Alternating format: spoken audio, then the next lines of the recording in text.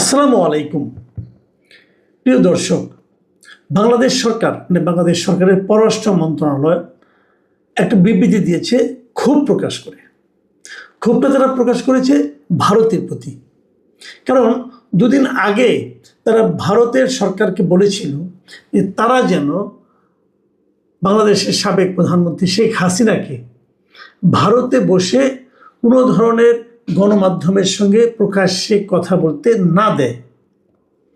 ভারত বলেছিল তারা সেটা যথাযথভাবে বিবেচনা করবে, বিবেচনা করে তারপর ব্যবস্থা নেবে।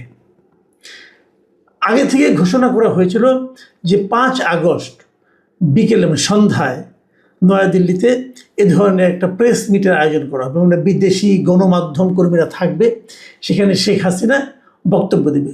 প্রথমে আমরা দেখেছিলাম ভারতের বিভিন্ন পত্রপত্রিকায় লেখা হয়েছিল উনি সেখানে ভিডিও মাধ্যমে উপস্থিত হবেন অনলাইনে। পরে দেখা গেল ভিডিওর মাধ্যমে উপস্থিত হননি, উনি অডিও মাধ্যমে উপস্থিত হয়েছেন। অডিও মাধ্যমে উপস্থিত হয়ে উনি ওনার বক্তব্য দিয়েছেন, ইংরেজিতে বক্তব্য দিয়েছেন, এবং তারপর ওখানে বিদেশি সাংবাদিকরা কিছু প্রশ্ন করেছে, উনি সে সমস্ত প্রশ্নেরও উত্তর দিয়েছেন, উনি ওনার মতো করে বলেছেন। এই যে ঘটনাটা ঘটতে দেওয়ার কারণে বাংলাদেশের পক্ষ থেকে, বাংলাদেশের পররাষ্ট্র মন্ত্রণালয়ের পক্ষ থেকে ভারতের প্রতি তীব্র প্রতিক্রিয়া জানানো হয়েছে। এই তীব্র প্রতিক্রিয়ার খবরটা আমরা পেলাম কোথায়? আমরা পেলাম সরকারের যে বাংলাদেশ সংবাদ সংস্থা একটা আছে বাসস, তারা এই খবরটা প্রচার করেছে। এমনিতে গত কয়েকদিন ধরেই আমাদের দেশে শেখ হাসিনার এই যে অনুষ্ঠানটা, যে অনুষ্ঠানে আয়োজন করা হয়েছে ভারতের নয়াদিল্লিতে, সেই অনুষ্ঠানের খবর প্রচার করা যাবে কি যাবে না এটা নিয়ে বেশ ধোঁয়াশা ছিল। সরকারের একজন উপদেষ্টা ডক্টর জাহিদুর রহমান উনি স্পষ্ট বলেছিলেন যে সেগুলো প্রচার করা যাবে না। এবং আমি যদি ওনার কথাটা সরাসরি বলি, উনি বলেছিলেন শেখ হাসিনা বিদেশে অবস্থান করে কোনো বক্তব্য দিলে এবং তা প্রচার করা হলে সেটি আদালতের আদেশ লঙ্ঘনের আওতায় পড়তে পারে। এ ধরনের পরিস্থিতিতে প্রয়োজনীয় ব্যবস্থা নেওয়া হবে। মানে এটা পুরোপুরি একটা হুমকি গণমাধ্যমের প্রতি যে আপনারা এই খবর প্রচার করবেন না এবং ওনার বক্তব্য প্রচার করবেন না। কিন্তু উনি যে ঘটনা ঘটাবেন সেটাকে প্রচার করতে পারবেন না তা কিছু বলেননি। কিন্তু আমি বিস্ময়ের সঙ্গে লক্ষ্য করলাম, আমি যখন এটা রেকর্ড করছি শেখ হাসিনার সেই বক্তব্য দেওয়ার পর প্রায় 10-12 ঘন্টা পরে আমি এটা প্রচার করছি, তখন পর্যন্ত আমি অনলাইনে আমি চেক করে দেখেছি যে কোথাও শেখ হাসিনা যে ওখানে একটা অনুষ্ঠান করেছেন, একটা অনুষ্ঠান ওই যে মানে ভার্চুয়ালি কথা বলেছেন, এই সংবাদটাই কোথাও নাই।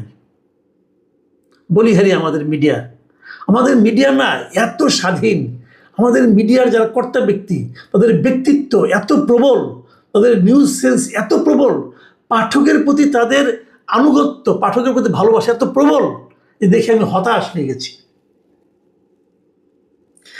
আইনে কিন্তু একটা ঘটনা ঘটালে এটা বলা যাবে না, এটা আইনে কোথাও নাই। এক জাহেদের ধমকে সবার পাতলা পায়খানা শুরু হয়ে গেছে। মিনিমাম বুদ্ধিটা কাজে লাগান, মগজের মধ্যে কিছু নাই, ধমক খাইয়ে কাইতে হয়ে গেলেন আপনারা। আইনে কি বলে, কি আছে আইনে, এই ব্যাপারটা আইনে কি আছে আমার বলার দরকার নাই। এই আইসিটি আন্তর্জাতিক অপরাধ ট্রাইব্যুনালের যিনি চিফ প্রসিকিউটর, আমার ধারণা উনি ডক্টর জাহেদের চেয়ে আইনটা ভালো বুঝেন, তাহলে ওনাকে চিফ প্রসিকিউটর বানাবে কেন? এই চিফ প্রসিকিউটর কি বলেছেন? এই নিউজটা কিন্তু প্রথম আলোতে প্রচারিত হয়েছে।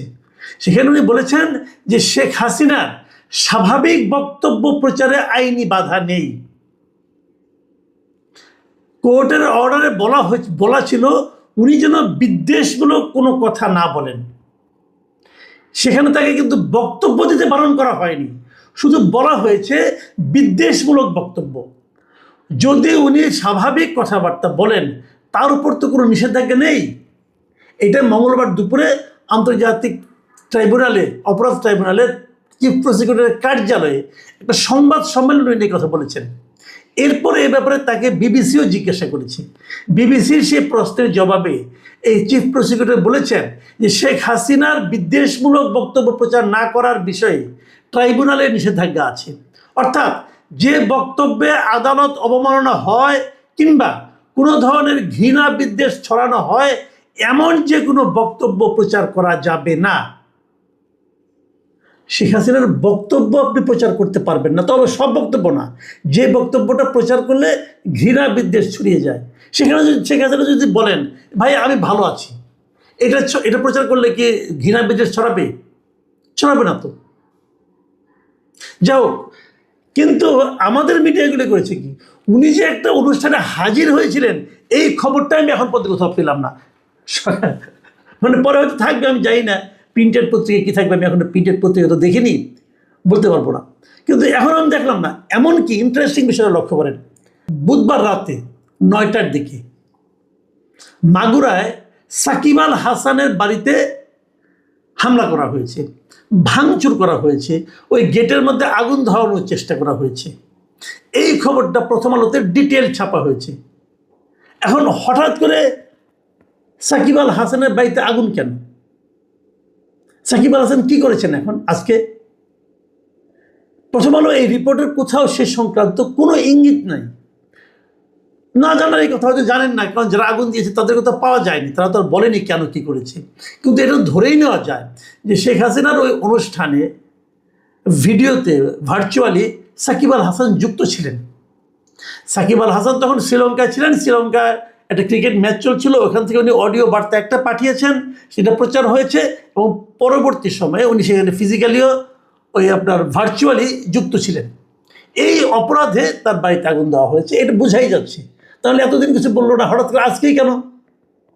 সন্ধ্যায় প্রেস কনফারেন্স, মানে সন্ধ্যায় যে অনুষ্ঠান হয়েছে, রাত 9টার সময় আগুন কেন? তারও যে বড় কথা, এটা তো একটা মব, সরকারের আইন শৃঙ্খলা বাহিনী সে মব ফেরাতে পারলো না কেন? মবকারীদের কাউকে গ্রেপ্তার করতে পারলো না কেন? এই ধরনের ঘটনা আমরা ডক্টর ইউনূসের আমলে দেখতাম, সেই জিনিসটা এই সরকার করতে দিল কেন? এই সমস্ত প্রশ্ন কিন্তু ভাই থাকছে। দেখুন, এখানে আরেকটা বিষয় আমি বলতে চাই, এই যে শেখ হাসিনার বিদ্বেষমূলক বক্তব্য প্রচারে যে নিষেধাজ্ঞা, এটা হতেই পারে। আমি আদালত দিয়েছি, আদালতের মানে রায় নিয়ে, আদালতের সিদ্ধান্ত নিয়ে আমি কোনো মন্তব্য করতে চাই না। কিন্তু একটা কথা ভাবুন, ঠিক এই রকমই আরেকটা নিষেধাজ্ঞা কিন্তু 2015 সালে আদালত দিয়েছিল। সেটা দিয়েছিল তারেক রহমানের বিরুদ্ধে। ওই সময় আওয়ামী সমর্থক একজন আইনজীবী তারেক রহমানের বক্তব্য প্রচারের উপর নিষেধাজ্ঞা চেয়ে আদালতে সুপ্রিম কোর্টের একজন আইনজীবী রিট করেছিল, এবং রিটের প্রেক্ষিতে আদালত তারেক রহমানের সব ধরনের গণমাধ্যমে তার বক্তব্য বা বিবৃতি প্রচার ও প্রকাশে নিষেধাজ্ঞা জারি করেছিল। কবে করেছিল? 2015 সালে। 2015 পরে হাসিনার পতন হয়েছে 2024-এ। এই 9 বছর তারেক রহমানের বক্তব্যকে আমরা বুঝতে পারিনি, জানতে পারিনি। তারেক রহমানকে দলের লোকদের সঙ্গে মিটিং করেননি, সেই মিটিংয়ের সিদ্ধান্তগুলিকে দলের লোকেরা তারেক রহমানের বরাতে জনগণের কাছে প্রকাশ করেনি, করেছে। তাতে কি তারেক রহমানের যে জনগণের মনে তার যে অবস্থানটা, সেটা কি সরকার ওই আদালতের আদেশের মাধ্যমে নষ্ট করতে পেরেছিল? তাহলে এই একই ধরনের আচরণ আমরা বারবার কেন করি? এটা কিন্তু একটা প্রসঙ্গ। হ্যাঁ, ঠিক আছে, আপনি তো বলবেন যে না আমরা তো করিনি, অন্তর্বর্তীকালীন সরকার করেছিল, ওকে করেছিল, ঠিক আছে, আবার নতুন একটা অর্ডার না হওয়া পর্যন্ত আদেশটা আছে, থাকুক। কিন্তু এটাকে কড়াকড়িভাবে পালনের জন্য জাহিদুর রহমান সাহেবদের এত উৎসাহ কেন? ওনারা কেন পাগল হয়ে যাচ্ছেন? এবং পাগল যে হয়েছেন তার তো কিছু নমুনা আমি টের পাচ্ছি, কেউ তো প্রচার করছে না। শেখ হাসিনা অনেক কথা বলেছেন, প্রায় মিনিট 40 কথা বলেছেন। ওনাকে অনেক সাংবাদিকরা প্রশ্ন করেছিল, নানা রকম প্রশ্ন করেছিল, আমি সেগুলো নিয়ে আলোচনা যাচ্ছি না ডিটেলে, ওটা নিয়ে আরেকদিন একটা অনুষ্ঠান করা যেতে পারে। কিন্তু এই যে আলোচনা হয়েছে, উনি কথা বলেছেন, ওনার ছেলে আমেরিকা থেকে ভার্চুয়ালি যুক্ত হয়েছিল, ওইখানে কারা কারা ছিল, এগুলো তো একটা ইভেন্টের নিউজ। আমি ভাবলাম যে ওনার বক্তব্য প্রচার করলাম না, কোনটা বিদ্বেষমূলক সেটা বুঝতে পারছি না, কনফিউশনে আছি, অতএব চুপচাপ থাকলাম, সমস্যা নাই। কিন্তু উনি কথা বলেছেন, এই শব্দটুকু কেন বলতে পারবো না? এই ঘটনার নিউজটা কেন প্রচার করতে পারবো না? আমরা না মানে ভুলে যাই যে আমরা কি বলেছিলাম কদিন আগে। আওয়ামী লীগ আমলে এই গণমাধ্যমের স্বাধীনতা নিয়ে আমরা কি বলেছিলাম ভুলে যাই। গণমাধ্যমের স্বাধীনতা নিয়ে এই বিএনপির নেতারা কি হাহাকার করেছিল ভুলে যাই। যখন আবার নিজে সেটা বলি সেটা তখন ঠিক থাকে। এই জাহিদুর রহমান সাহেব এখন তো সরকারের পার্ট হয়ে গেছেন।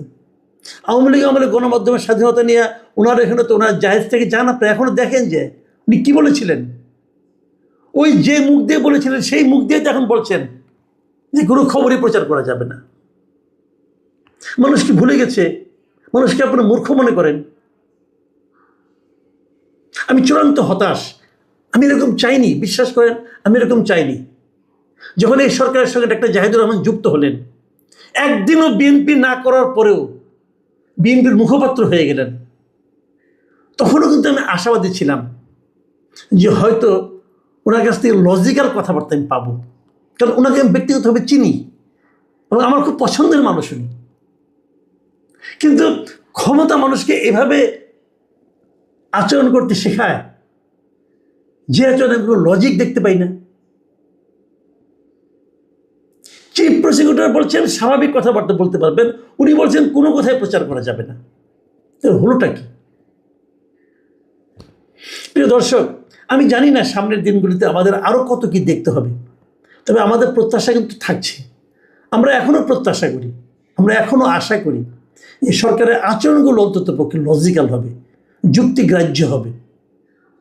এমন লোককে দিয়ে সরকার কথা বলাবেন যারা নাকি যুক্তিগ্রাহ্য কথা বলেন, যারা নাকি লজিক্যাল কথা বলেন, যারা নাকি এমন কোনো কথা বলবেন না যে কথা যখন তারা সরকারের বাইরে ছিলেন তখন সেগুলির কথা তারাই বিরোধিতা করেছেন। আমরা সরকারের স্পোক্সম্যান হিসাবে আরেকজন হাসান হক ইনুকে চাই না, আমরা কিন্তু লজিক্যাল লোককে চাই। প্রিয় দর্শক, আর কথা বাড়াচ্ছি না, আজ এ পর্যন্তই। আল্লাহ হাফিজ।